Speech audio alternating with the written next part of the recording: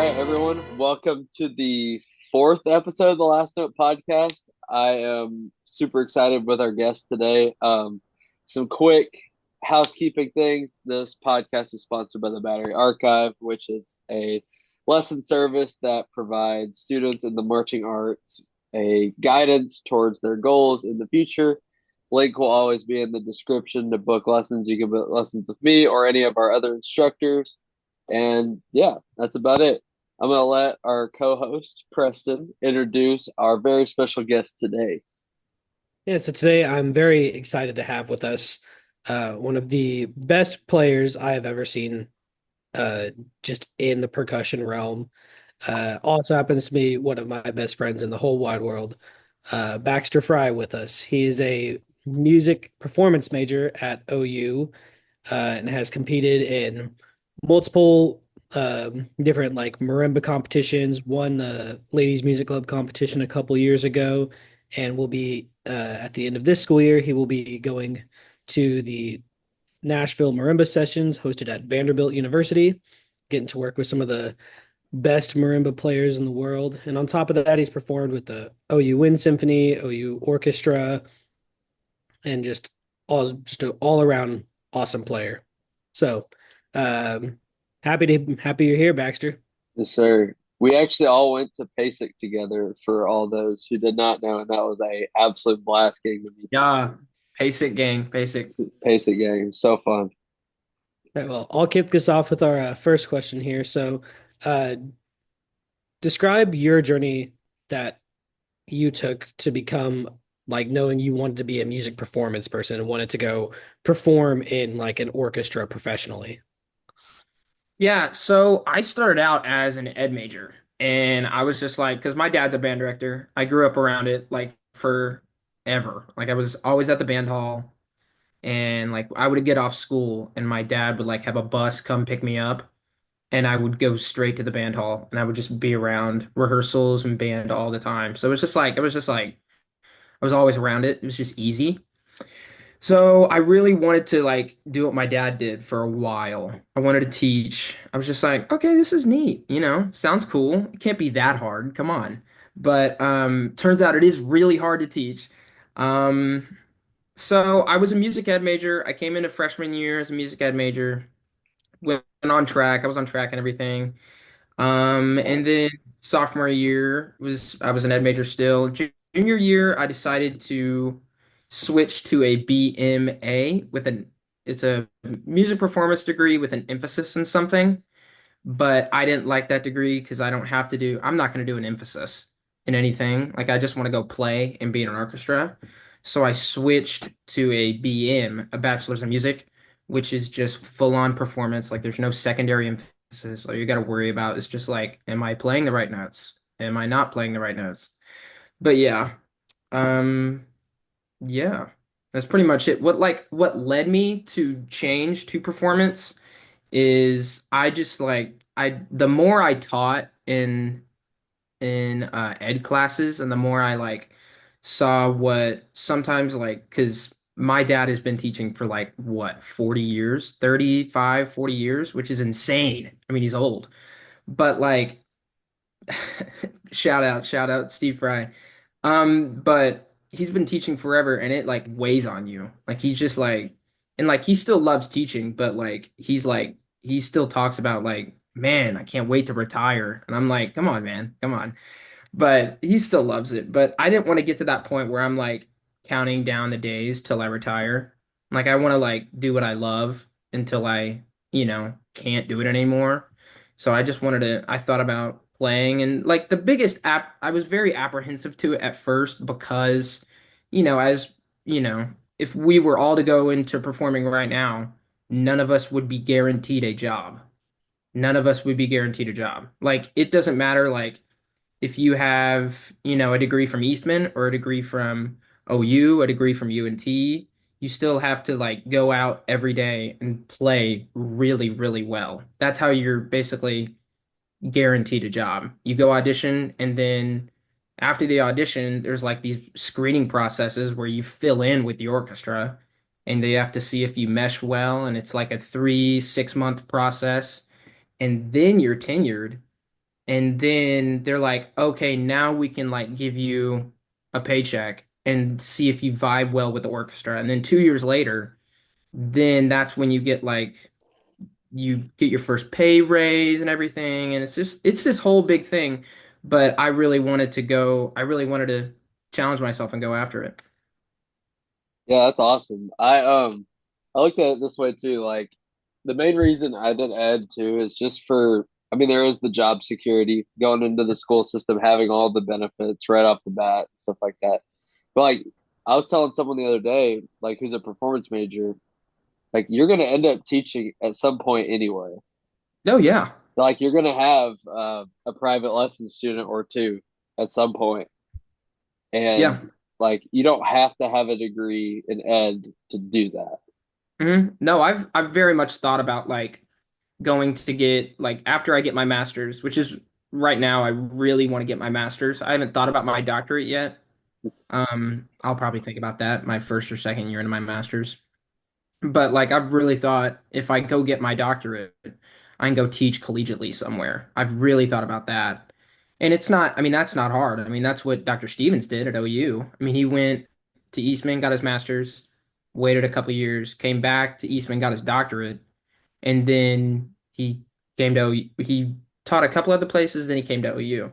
I would love to teach collegiately and then play on the side or just play. I don't want to teach and just teach. I would love to teach and then play or just play for real.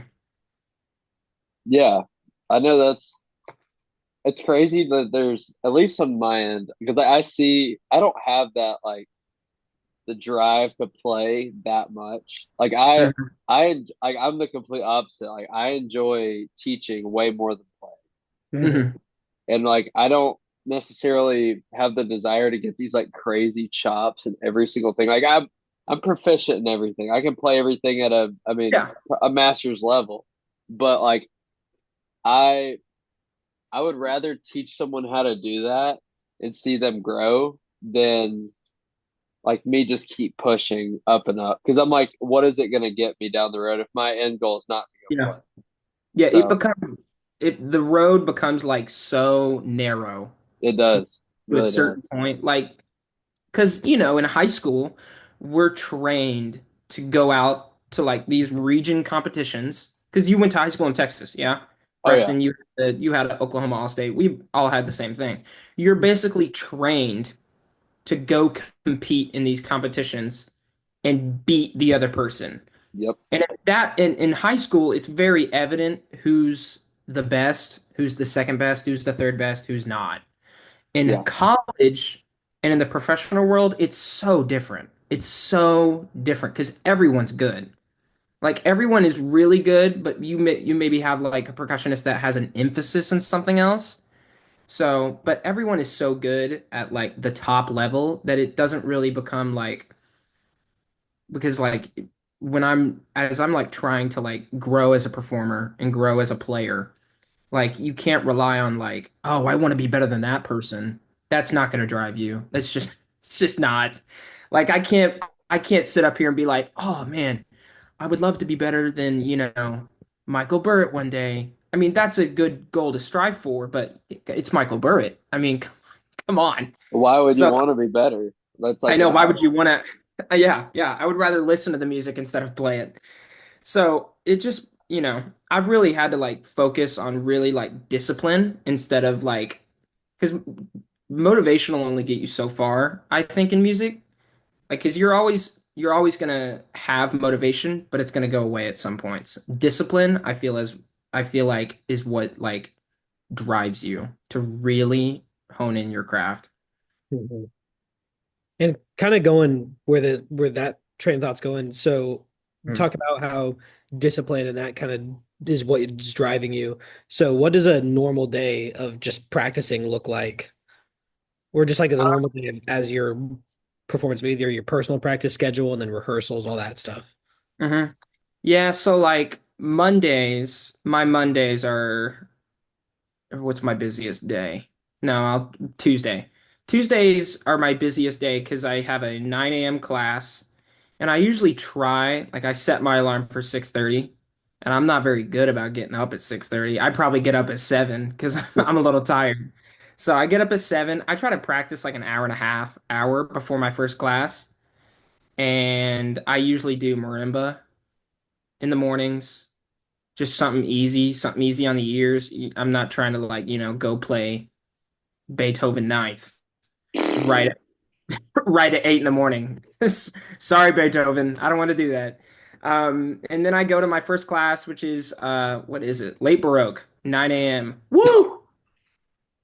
Yeah, late Baroque. And then I on Tuesdays I have a lesson with either Dr. Stevens or Dr. Holmes at 11. So that's usually an hour.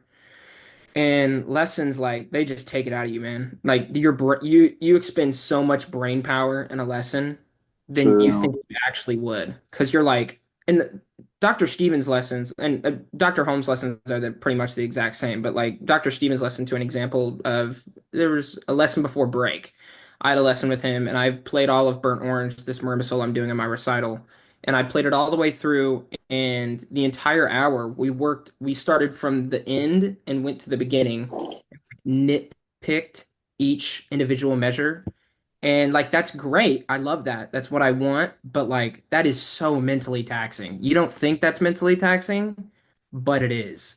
And Yeah. then right after that, I usually try and go get some coffee from Starbucks. Woo! Yeah, nothing like Starbucks draining your money. And Yeah. then and then after that, I try to practice maybe a little bit more, like 45 minutes to an hour, solely working on like PO parts sometimes, like first circle. We're playing that in PO, so I'm playing Marimba one on that, so I have to, make sure my notes are all fine. Or I work on Cat 5 part by Andrea Venet, which is another thing we're playing in PO.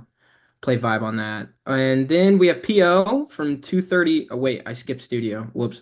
We have studio from 1:30 to 2:20, which sometimes Dr. Stevens does lectures, or sometimes students will play. I've played in studio in the past.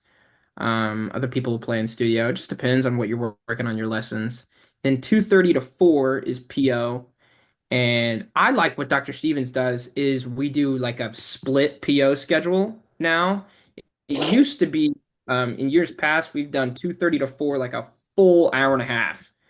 And like I like the hour and a half rehearsal. It's just your brain is cooked by like 3:45.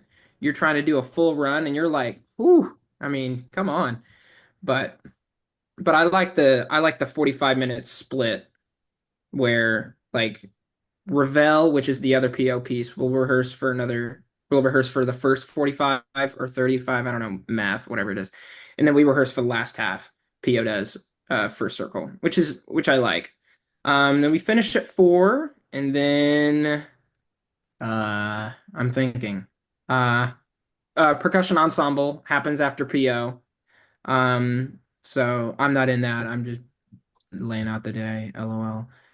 After that, I usually practice a little more. I practice usually snare or timpani after PO, um, because I'm playing a snare piece and then a timpani piece on my recital. So I try to like work on one of those two things, just so it's not just like marimba all day every day, because that gets old. I mean, you can only play so much marimba. Um, and then Tuesday nights, usually I don't really have anything. I try to go home around like 8 or 9, but I try not to go home earlier because sometimes when I go home around like 6 or 7, I get home, I do some homework and I get bored, and then I come back up to Catlet at like 11 and I practice until like 1. And I'm like, that's probably not good for my sleep schedule. So I try to practice before I go home. Um, but yeah, that's my tip. That's typically my busiest day. So do you try to always have like three practice sessions a day? Is that like your routine? Yeah, around 3. Sometimes I get to 4, but like that's like if I'm cranking, I'll do 4. When But it's if like when it's performance recital day. season? Yeah, when it's recital like from now until April 27th, like it's just gonna be crank city. Nice. But Nice. yeah, no, I try to shoot for 3. Now, if I'm really tired, like after the opera, when we finished the opera, we had the opera um for 4 straight days, like the week before spring break, and the Mm, week like that week leading up to spring break, like the couple days after the opera, like I barely practiced. I barely, because I was just like I just my mind was so dead. Like you're just like you got to turn yeah, in, you got to it move all the is. permits We, back. we Yeah, had so Monday, Tuesday, Wednesday, we did 3 runs. 3 runs. Yeah, we ran it every day. And Yeah, then we had yesterday, they were gonna have rehearsal, but like 3 of the singers got sick or really? something, Oh, like they were having like allergies. So they're like, all right, we're just gonna give y'all the night off. yeah. Like we're all ready to go. But then Hmm. the singers were just like they were having to like do all like the alternate parts. They were like, just don't worry about it. And Hmm. so then we run it tonight at 7:30 and then Sunday at 3. So Hmm. and then I gotta go to Dallas in between. So that'll be fun. Oh, good Lord. Yeah, that'll be That's insane. Um, so I know you mentioned you practice a lot. How do Mhm. you how do you balance schoolwork versus practicing? Oh, good question. Because I know I'm definitely one that's like I like to practice, but Yeah. I No, know but academics are also important too. yeah, Mhm. I definitely relate. I used to be terrible at academics. Like my freshman, like I'll just put that out there. Like it's real. Like my freshman and sophomore year, like I did not take it as seriously as I should have. Like I just didn't. Like, as a freshman, we all We're came in all been there. and we're just like what is this? Like, come on, I can just do whatever I want. It's college. But, now, and I think when I took a semester off last year, and I really think like that helped me because that's when I changed my major. That's when I just kind of like reworked my whole mindset, thought about just like what do I want to do with my life? And I think that helped me big time with school because I was just like, I'm paying to go here.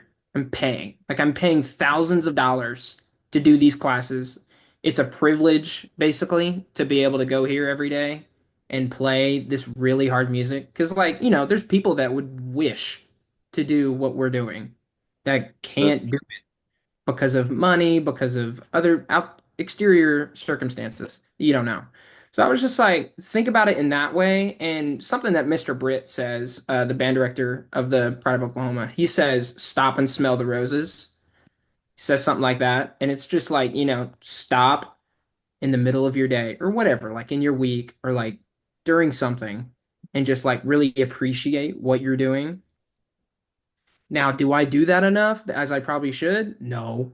I wish I did it more, but like I try to think about that because we all get caught up in our everyday lives. We're just doing everything and practicing school, church or whatever on Wednesday nights. We do a million different things during the week. So, but like I try to do that with school. I really try to just like stop and be like, okay, like it's fine. And a big thing, like I was really bad about procrastinating. I still am bad about it. Like, Me too. yeah, like you're like, oh, I can crank out this 4 mallet solo in like a week. I don't have to work on my essay that's due the same week until the Sunday night before it's due. And you're just like, oh well, ChatGPT is right here helping me. But that's not gonna, help you pass the class because the teacher's just like, oh, okay. But um so procrastinating was like big for me. I was terrible about it. But now like I have like a calendar set on my phone. I mean, we all have a calendar, but I never used it. But now I actually like use it, and it helps me big time. And I have to remind myself like when I get home at night, I just check Canvas, like our class thing we all use. And I have to remind myself to check Canvas and be like, okay, do I have a theory assignment due tonight? Okay, no, I don't. I can go to bed. If I do, I have to do it. So it's just like more just like discipline, like I said with practicing, like you're training yourself to do it instead of just being like, "Oh, I can go to bed. It's okay. I have a 90 in the class. The zero's worth it." But really, it's not. The zeros like add up. So that's my thing. Just really like disciplining yourself through school. Yeah, for sure. I know I still struggle with that all the time. Mhm. But Yeah. and I know I got to start prep. My whole summer is going to be prepping for a recital, so I know I got to hit that stuff. My goal is to have everything learned before I leave for the break, just Yeah. so at least like just know it because I'm doing a duo recital, so they're all duo parts. So my goal is to Oh. have it all learned. And what's kind of crazy, so we're doing two pieces that are known or three pieces that are known, but then we're doing three brand new commissions that we Oh, that's commissioned. awesome. So we commissioned our percussion professor, Dr. Dietz, to write us a it's a sextet, but it has Hmm. two featured marimbas on it. And then we're doing and then I commissioned a grad student to write me a snare drum solo, and then he's commissioning our professor to write another marimba solo and sax to it or something like that. But it's just a bunch of like new things, and so I know that like I can't just sit there and like train my ear on the recording all the time. Oh yeah. So it's like it's because it's the first time this has ever been played, so it's like it's never been done. So like I actually need to sit down and get in the weeds and figure out how this is actually supposed to go. Mhm. Hmm. And so just having all that in my ear before I get out for finals, and so that way we can spend the summer actually putting the two parts together for the Yeah. duos and stuff like that. Yeah. So That's- 'cause it's a little harder to prep for that kind of recital when it's like five duos and two solos. yeah. Yeah. Oh, definitely. So and the duos are the difficulty of a solo Hmm. essentially. So that's kind of how we're doing it. But I definitely need to get on that just more Yeah. each day. Like one time a day is not really enough. Like I'm doing like No, an no. hour, like I'm doing like an hour and a half a day right now. It's like no, Yeah. Yeah, my recital practices is like at least 4 hours a day. I was yeah, just trying to crank it. Of course, and I had to make I had to make a couple changes to my program the semester of, and so oof, I was learning three solos like from scratch, basically. Just at the start of the semester, it's like, all right, I gotta really get in. And Hmm. honestly, still wish I spent a little bit more time on some of them because it was like pure imagination. It was like right up to the recital. I was finally getting comfortable with it because it's just such a like pieces like that where there's just so much chord, like beautifully written chord harmony with it. It's you don't get away with wrong notes like you do in some other pieces, and it makes you think about learning it a whole different way. Just having to Hmm. be very precise and like get your movements correct because it's such a marimba is such a physical instrument. And we could go on a whole podcast just about movement while playing. Oh my God. Oh method my of God. movement, baby. I know. Movement while playing, you don't think about it, but moving like your body while playing the marimba, like it's just as important as being like, okay, well, this is how I hit the right notes. So like it's so important. It's something you don't think about, but oh my gosh. But we had Lee Stevens on campus like 3 weeks ago. Really? Yeah, and it was like just the knowledge about it, and we just got a new MJB Black yesterday. Oh. It is like it's well, Ah, come but on, man. well, I mean, we don't have any other Maltech keyboards yet, so it's the first Hey, one. I'd kill for an MJB Black. Oh my Whew, Lord. it's sexy. Well, of But course it is. yeah, but like just seeing how he actually like 'cause, I mean, we've all read Method of Movement. We've all done the everyone's done that at some point. But Hmm. like to see that text actually in action, like he would like literally point to things that he was doing while he was playing and be like, "This is on page blah blah blah blah blah." Like this is why I do this. And it was really cool to like actually see that in action. And his like, I mean, he's one of the best to ever do it too. So Oh yeah. just incredible. Kind of along those lines, the next question we have for you, just in this like in-depth process of practicing pieces and thinking of all these little like tiny details, what's the process that you go through to just to find the right sound you want to make on the instrument, whether it's like your Ooh. mallet choice, your phrasing, like all how you move your body to do all these things. Like Yeah. especially when playing Marriage of the Lamb, there's so much physicality in that piece. Hmm. Um, oh gosh. I think it's just here. I don't know. I feel like my body just does it. Like with the movement, my body just like does it. I do what feels right.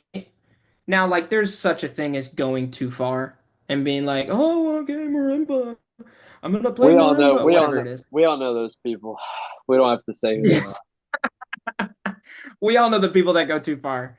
But But okay, no but shade, no shade. it's We stay but positive like on this there's podcast. everything positive. But like there's such a thing as going too far, or there's such a thing as not doing enough. Like there's because once you find the sweet spot, I feel like, of moving during a certain solo, because every solo has its own thing. Like Burn Orange, like I'm not gonna move how I do on Marriage of the Lamb. Like that's completely different. Like in Marriage of the Lamb, I have this part where I'm doing laterals down the marimba, starting up on the upper register and going like midway through. And I'm basically like what my feet are doing, like I'm like walking. I'm just straight up. I'm doing like a frontward slide, whatever the wind players call it.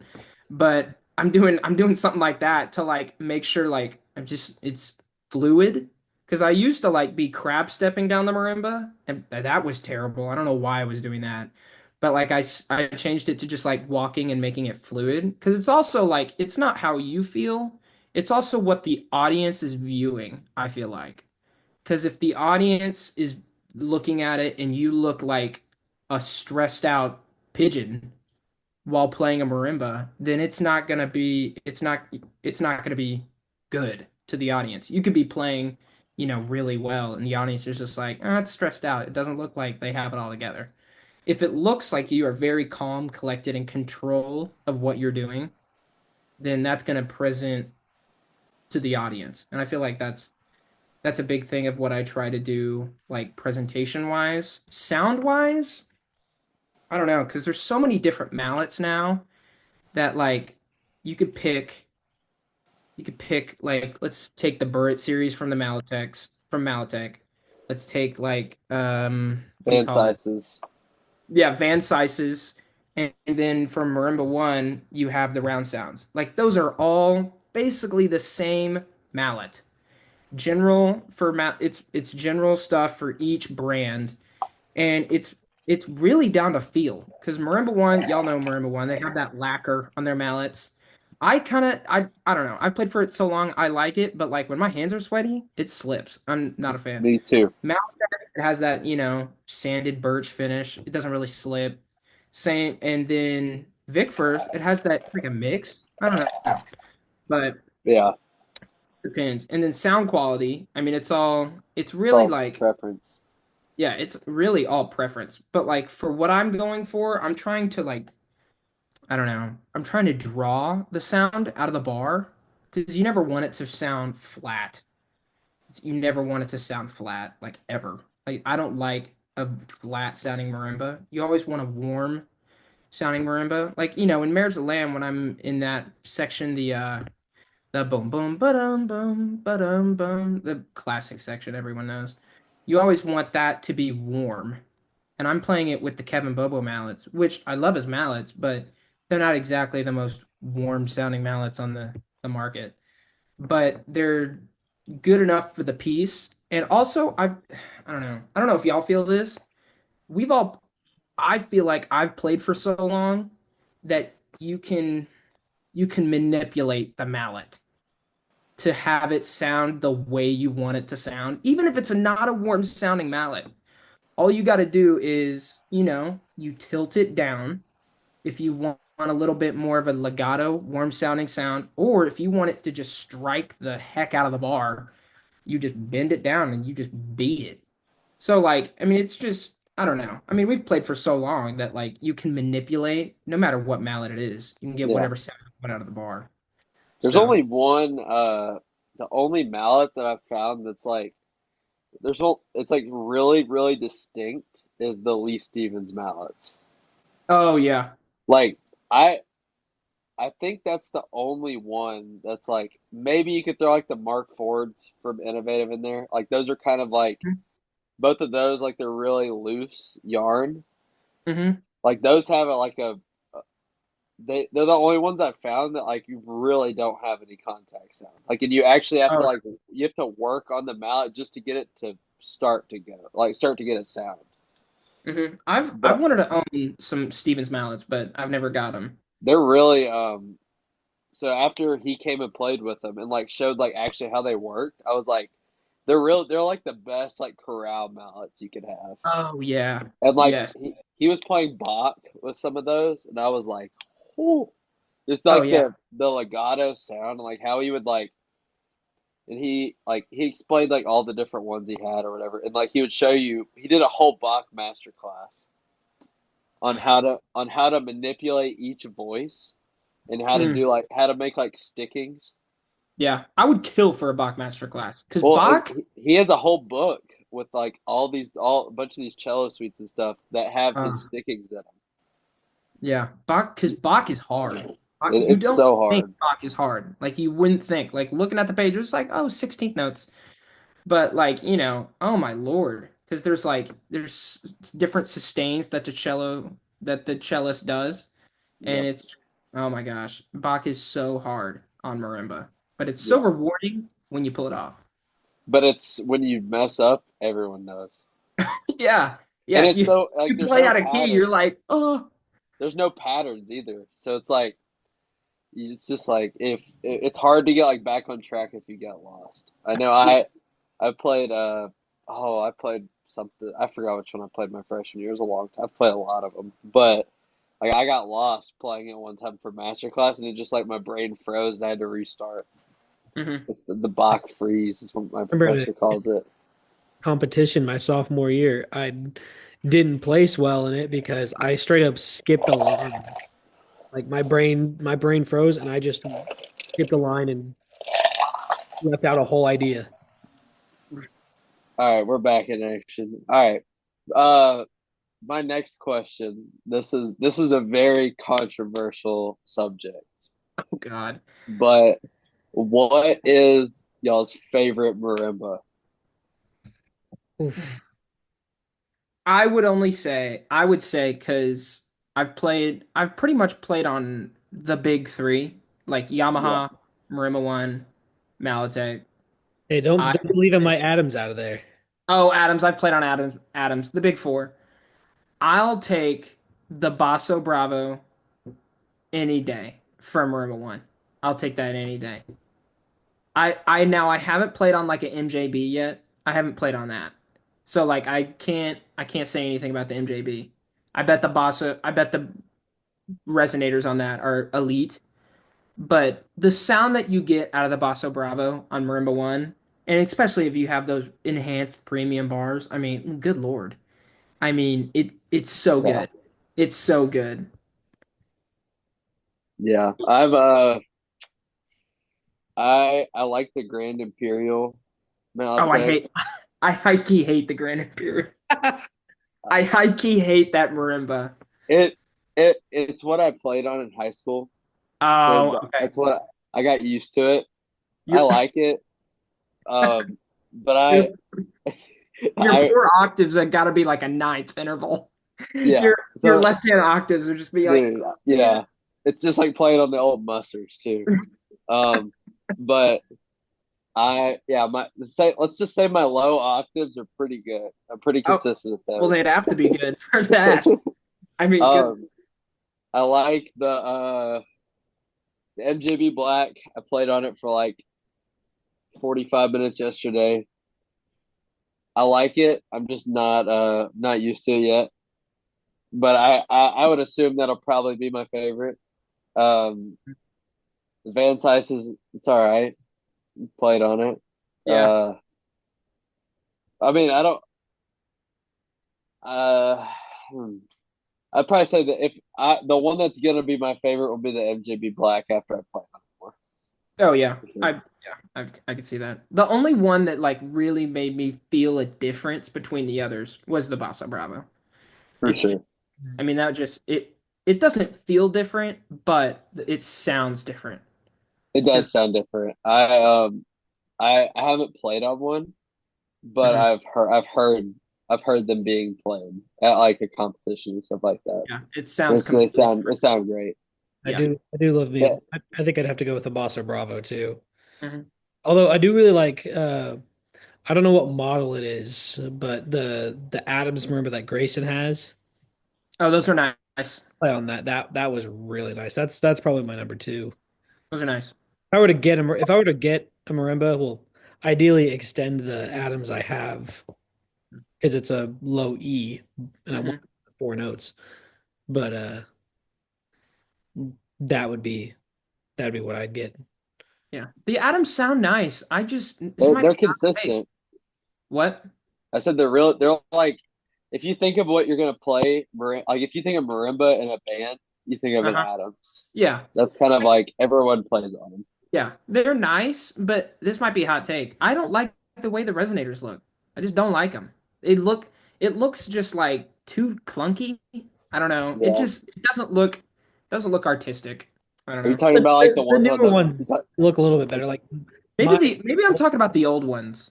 I don't the know. old ones are the definitely band size, clunky. Yeah. the ones that Yeah. go like this? Hmm. Yeah, I hate Yeah. those. The That's Those are what one I the have. I played on. But the the way new that ones those have Yamahas look like like that the too. shaved front. They look Okay, okay. it's Yeah. almost like an organ on the bottom. The Yeah. Zeltzman marimba with the new Z frame.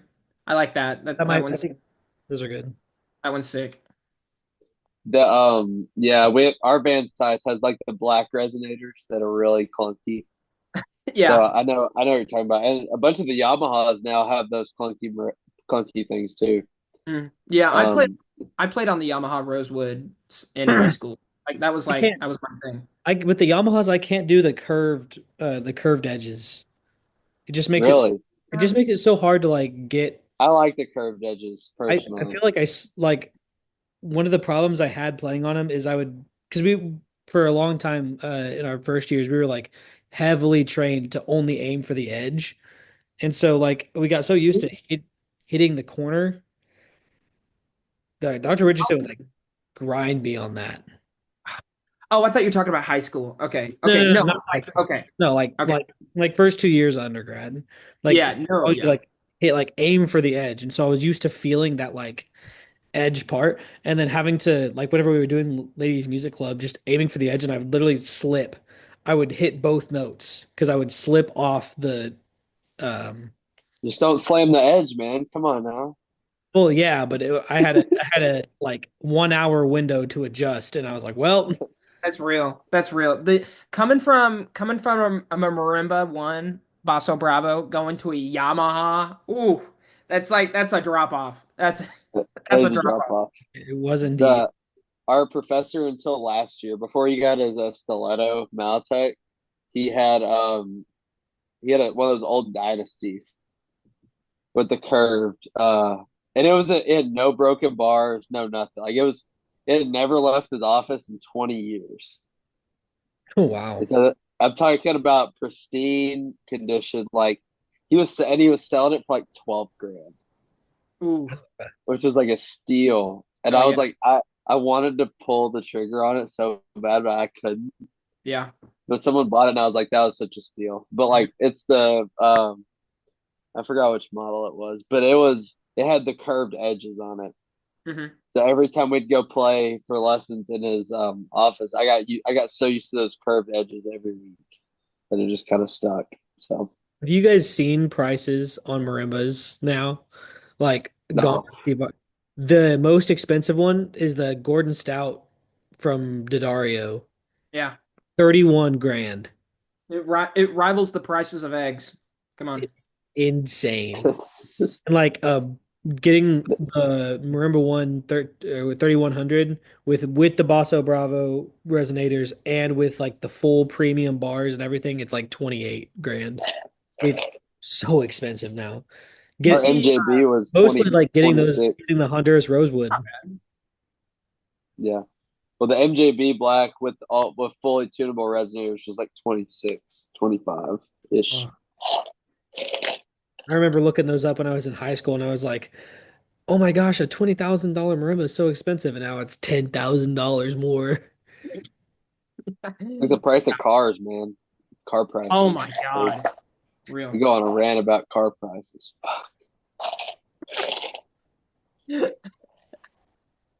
That's fine. Oh, man. Oh, let's see. So what does after undergrad look like for you? So I'm What's the auditioning. thought? Oh yeah, yeah, that's the question. I'm auditioning for grad school and I'm auditioning at Eastman, Yale, FSU, Michigan, Curtis, Rice. Um that's six. Yeah. Then OU, and that's seven. So probably around there. Yeah. Those seven places. I don't want to go to eight. I mean, that's just I'm good. I think seven is the perfect ballpark because if I hopefully am lucky enough to get into every school I audition for, I then get to make the choice where I get to go. You're not binded by let's say like you audition at like two places. I mean, Yeah. you're binded. If you don't get into one of them, you're like, okay, I'll go there. If you don't get into any of them, you're like, you're up a creek. So I really want to audition at as many places that is possible as I can do. And it's nice because all of their like repertoire stuff pretty much overlaps, pretty much. So like I can play pretty much the same marimba solo, same multi solo, same excerpts. So I only got to prepare for a few out of the box things, but other than that, it's chill. Mostly the But same pre-screening video, and then yeah, oh yeah, yeah, same pre-screening video. Yeah. Um, but yeah, masters, that's really what I want to do after undergrad. I don't want to take a break as much as a break would be nice. I would love a break, but I feel like you lose your edge if you take a break. I Use don't your know. I think hands. yeah, I think it's different for everybody because I know great players and they've taken breaks. So then they come back and throw down. I don't want to take a break because I want to go go go go go. That's how my mindset is. I'm just like I like staying busy. I don't like being relaxed in a way because I'm like, you're not really doing something. I like staying busy. But masters is the plan, and then after that, I mean, who knows? Doctorate maybe. Dr. Fry would be kind of cool, but money is a thing. So, um, I really want to like get a good grad assistantship wherever I go for masters, and that also plays into where I go because like, it just Here's depends. a I got a question for you about that. Um, Hypothetically, let's say you were to get into like the Eastmans, Yeah. the those kind of schools. But you got into OU and got like a grad assistantship job. Yeah. But you didn't get one at one of those other places, but you still got in for their program. Like Mhm. what would be your thought process going into that? Like would you do Mm. you value the school more or do you value the cost more? Um, Something my parents told me when I went off to undergrad was like, we'll pay for your school. As long as like I do the grades, I do music, worry about that crap, they'll pay and I don't got to worry about that. Since me going to college, like as an undergrad, was not required, but it was encouraged. Like they wanted me to go get a degree and they were just like, we'll do that. It's, whatever. But for, grad school and on after, I mean, that's my choice. I choose to go do that. So they were just like, I mean, we're not going to pay. And it'll be all on me. Like wherever I go, I'll have to pay my own way for wherever I go Yeah, to school. And like, I mean, Eastman and Yale, I mean, the tuition there is, I mean, it's up there. So like to yeah, your question, I would probably choose OU because, the grad assistantship, I mean, it basically all covers of it. it basically covers all of it. And then you're getting paid Yeah, on top of that to pay rent wherever you live and all that stuff. So it just depends. Like if I were to get nothing from, let's say I got into Yale, if I were to get nothing from Yale, then I'm not going. I mean, it's yeah, great that I got in, and I can say like, oh my gosh, I got into Yale, but I wouldn't be able to go. But the nice thing about those like top schools is like Yale, the Yale percussion group. If I were to luck, hopefully get in, then like it's a like they offer you a grad assistantship like right away because they only take six. Like, there's only six DMAs and masters students combined. And Eastman's a little different. Like I think, I don't know if you're guaranteed a grad assistantship position if you audition. I think it's just, based on a multitude of different factors. FSU, pretty much the same thing. Michigan. Nice thing about Michigan is they're like loaded. Like Michigan has an insane amount of money. Insane. So, Curtis would be, I think Curtis is the same as Yale. Like it's like you get in, you get a position. Rice is a little different, I think. It's just, the only nice thing about Rice is like I could live at home. Like I could live at home and then drive an hour to the campus. And I mean it's chill like that. So but yeah. Nice. That's definitely the way I'm thinking about it too for masters. If I decide to go get one, I probably will at some point Yeah. after undergrad. I'm gonna go teach for a couple of years, then probably go down the ed route or the conducting route, but we'll see where life takes me. Or even I've thought about the idea of just right after undergrad staying at LSU and potentially getting a master's in performance, getting an assistantship, and just knocking it out Oh yeah. while Yeah. I'm here. I've got all my job connections here. I've got all of my tech jobs. So like I have everything that if I wanted to do it, I could. But Hmm. we'll see. It would also depend. Like if I didn't get a um like a great director job right off the bat in Texas, Hmm. I would just be like, all right, I'll just go back to school and knock out the second degree real quick, and then go. Yeah, yeah. Yeah. And I think the thing with percussion specifically is like with a lot of other instruments, it's really hard to get a degree in like that instrument's performance Hmm. and like direct that to an education thing. Like for let's say a trumpet player or a horn player, like I mean, I'm sure there's plenty of benefits to getting your performance degree or a performance master's and then still going to teach like public school. But I feel like for them, there's a lot more education wise to be gotten out of an education degree Or a conducting or degree. conducting. Hmm. Um, but I feel like with percussion, there's because 90% of the time, unless you just want to conduct winds and like you want to be a band director and not a percussion guy, like if the percussion specialist is kind of a position that's more and more popular now. And it's the route I want to go, which is like there it's such percussion is so much different from other instruments. You need someone who just takes care of that because also your percussion specialist is also probably your electronics guy for marching band. He's the one who knows how to do wire all the front ensemble stuff, knows how to use all the samples. It's like there's so many other little nuanced things that I think having a performance degree and what that path looks like, I mean, depending on the place, of course, but like just having more time to perfect the percussion craft can be translated in an education sense because there's so much more than just like trumpet.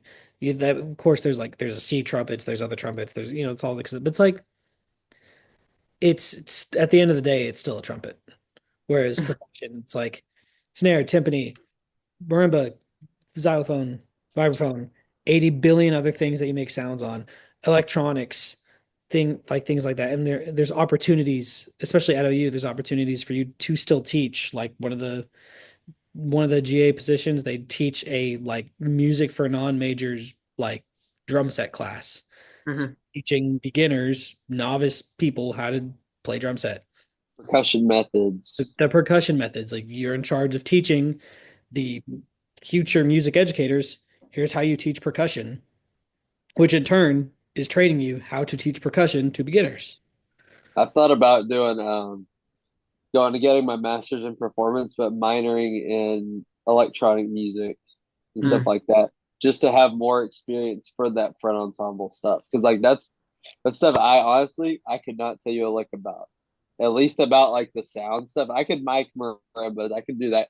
I can run the soundboard, but like the electronics that go into these shows nowadays, like I don't really know. Like I can write your battery book, I can write your front ensemble book, but the sound patches, I don't know.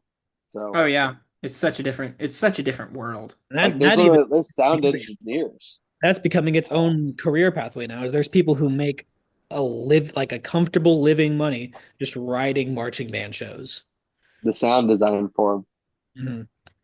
Like and there's like at least in all the modern drum corps, there's like they don't even view percussion and sound in the same caption anymore. Hmm. Like there's like a whole audio staff. Yeah. That's insane. Yeah. It's nuts. But this has been great, guys. I guess we can kind of wrap it up. Um, one thing that I've been doing, Baxter, for every at the end of every podcast, what is a piece of advice you could give little high school Timmy who's about to go into his music performance degree in undergrad for the Yeah. for the very first time? What is some advice you can give to him on his journey? Mm. Um, Take it slow. I would really, really take it slow. Like you're gonna want to go at like an extremely fast pace. You're gonna want to be like, oh, I want to play the super fast stuff. I want to play the super, super intense stuff, and just really, really focus on like technique. Really focus on building like the building blocks to be able to play like the really hard stuff, and also just like take it slow, like in life. Like you're gonna like I'm not the same person. None of us are the same person who we were like our freshman years in college. Like we're completely different. Completely different. Oh yeah. So, Me I too, mean, for sure. so I would say like if you start like having no matter what your degree is, if you're a music ed degree, music performance major, composition major, whatever you decide to do, if your mind might change. Like your mindset might change. Like you're not going to be the same person you are your freshman year, your sophomore year, your junior year. Just really really embrace the change if it happens. I think that's one thing because like you just got to roll with the flow. I think that's something that I've learned. Like it's just like you got to go with the flow. You can't just because like you can't just get you can't get pissed off if something doesn't go your way. Like you just can't. You can't because it's just getting angry doesn't help. Really just go with the flow, embrace change, and really take it at a snail's pace. As like terrible as that sounds, take it at a snail's pace. For sure. That's good advice. I definitely needed that my freshman year of college because I Yeah, wanted to be same. I thought I was hot stuff whenever I got here. Same. I was just like, Thinking I'm gonna be the next prodigy, but yeah, I'll play Libertango like 10 times. That he did. so much Yeah. more than that. Yeah, it's so Yeah. much more than Eric Samut's Libertango. Yeah. It's it's every high schooler's dream, man. No, every high schooler's dream is Yeller after the rain. That's every high schooler's dream. Dude, we have to play for your sophomore barrier, or you can do it your freshman year too. But it is mandatory that you play Yell After the Rain at least some point when you're LSU. It's in the syllabus. No. It's It's kind of it's awesome. dude. No. Well, it was so funny because I hadn't really like worked on it a Mm. crazy amount, and then he's like, "All right, you ready to play Yell After the Rain?" I'm like, "Okay." And so like within like 2 days, I just whipped it up, and I was like, "Okay, here you go." I've gotten by in my like 12 years of playing without ever playing Yell After the Rain. That's insane. I've never That plee the piece. the Never. amount of times I've had like a private student be like, "Hey, can you teach me Yell After the Rain?" I'm just like, Boo. Yeah. No, I mean, but our professor makes us do it because he's like, someone at some point's going to ask you to teach him that. uh And so it's more or less like, it's not really like how to like just play it for the technique. I mean, obviously, yes, but like, how would you teach an eighth grader how to play this? Oh yeah, So definitely. it was a cool experience, like the like I mean, I could obviously play it, duh. But like, okay, how do I translate what I've done into telling little Timmy how to do it? Oh yeah, yeah. Because little Timmy doesn't know anything. Little Timmy don't know left from right. So He don't yeah, know one, two, three, four. yeah. He doesn't understand it. Doesn't understand. Yeah. But yeah. So, all right, dude. We really appreciate you coming on today. This has been awesome. It's been great diving into the concert world. I mean, we've had so much marching band on here that we gotta. There's a lot of people don't know me or Preston for like that other side that we really do. Like that we've got the title that we march drum corps. So it's like, oh, they're marching band guys, but like 90% of what we do is everything else. Oh yeah, concert stuff. I know. And Yeah. it's In a suit in a concert hall inside with air conditioning, and we get to go eat whatever food we want to eat when we want to eat yeah, it. Yeah. yeah. It's great. So all right, man. We really appreciate it. Take care. Dude, yeah. Good luck on the recital prep. Dude, yeah. Yeah, I know. Can't wait. I'm about to go practice Practice like right now, so the type, dude. All right. Take care. We'll talk to you later.